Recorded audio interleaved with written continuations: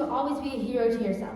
Please welcome our next speaker, Luca, his powerful talk titled Don't Look at Me for My Weaknesses, Look at Me for My Strengths. My disability is not all of me. Please welcome Luca!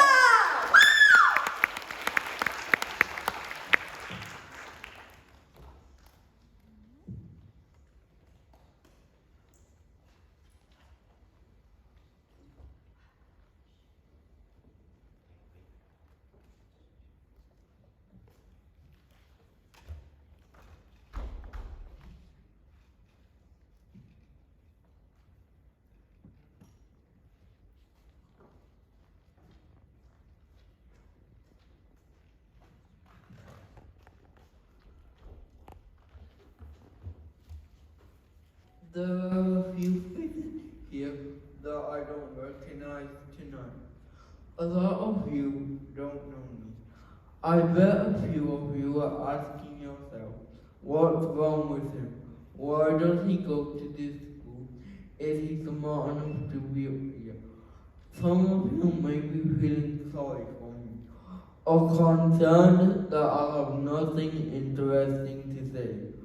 Well, my friends, I'm used to people thinking about me that way, and you couldn't be more wrong. You see, as a person with cerebral palsy, CP, and a wheelchair user, people have lots of questions and misconceptions about me.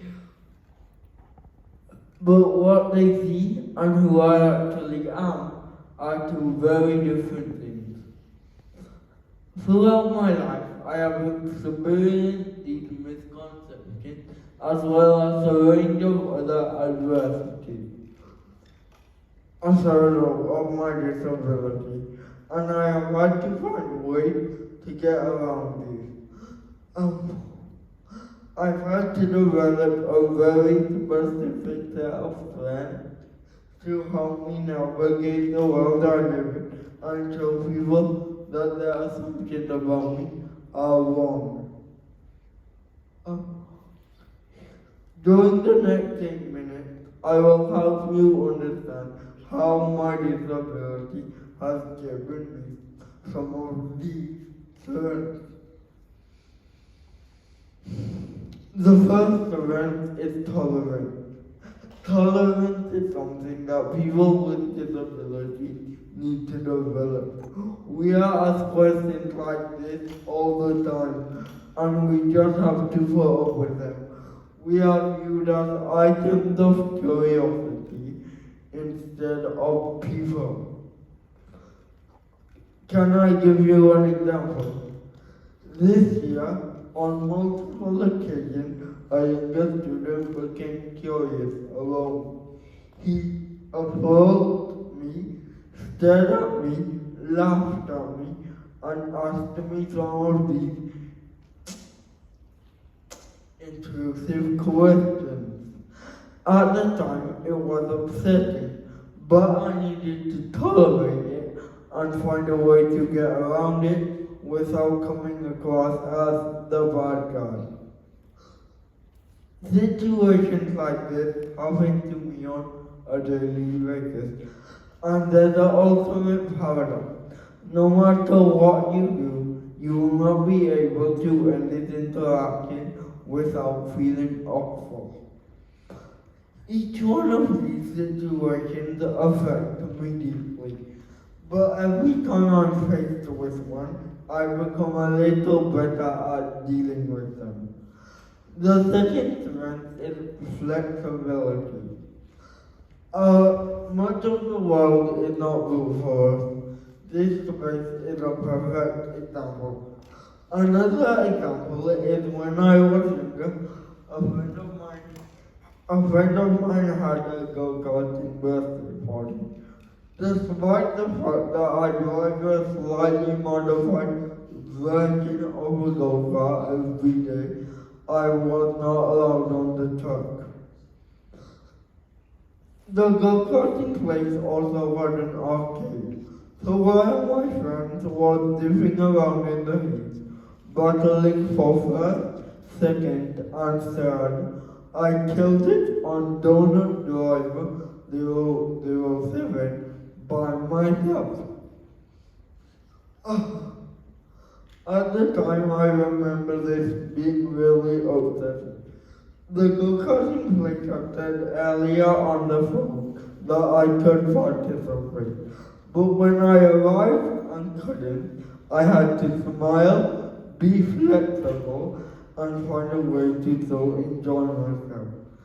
There's another strength that people with disabilities need to develop is that of masking anger, sadness, and disappointment. This is something I have to do a lot.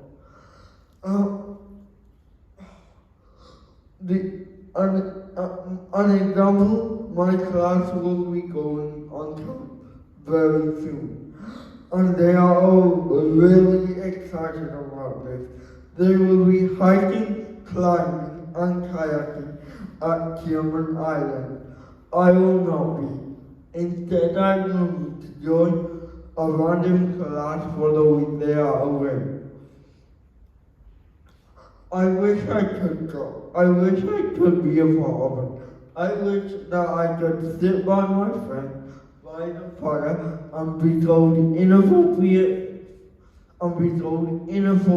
jokes and scary stories. But I can't, and it hurts because I do like my class. I don't like them having a shared experience without me. Times like this make me want to cry and scream. But I know if I were to do either of those things, I'd be seen as melodramatic. So instead, I try to mask my feelings.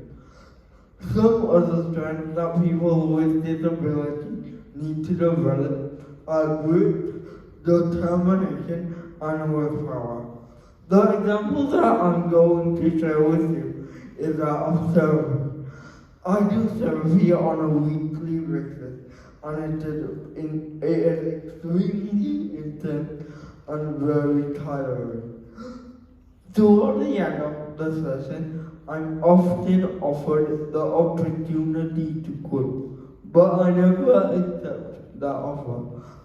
I never stop challenging myself and pushing myself, and I know that at the end of the session, my joints and arms will be burning like I've run a marathon. The strength of willpower is something that I have developed through therapy, but it is something that I have applied to many other challenges in my life. An example of this is when writing this setup.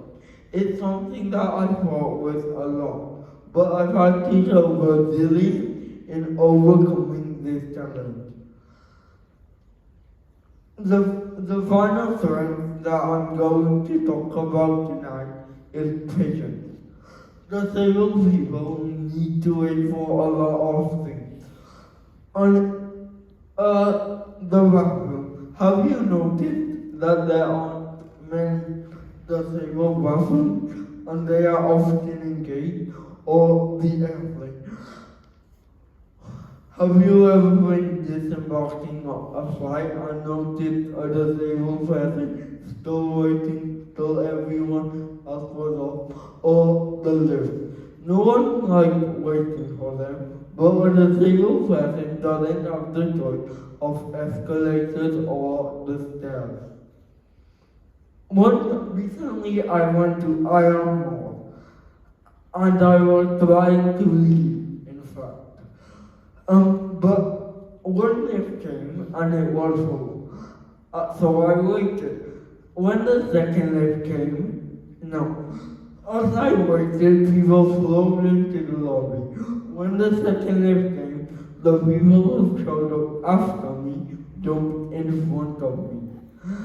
Soon enough, the lift was full again. And this time I will admit, I lost my patience. I and I had to advocate for myself. Eventually, some people did get out of the lift, and I was able to continue my escape from it. Patience is not my favorite thing to develop, as I'm a busy guy with lots to do and no time to waste. As I come to the end of my talk, I hope that I have challenged you to think about disabled people differently. I hope that you will look at us for more than just our weaknesses and maybe our strengths. Thank you for listening to my TED Talk and good luck.